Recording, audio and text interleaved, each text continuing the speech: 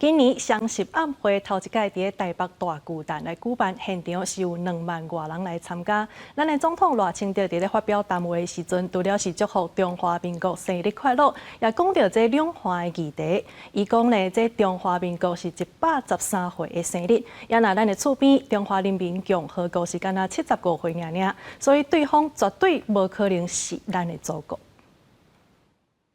就年纪来说，中华人民共和国是绝对不可能成为中华民国人民的祖国，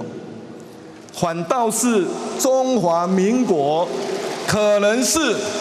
中华人民共和国75岁以上的民众的祖国。如果有人要祝贺中华人民共和国生日快乐，特别祝贺词要精准，切勿用“祖国”2字。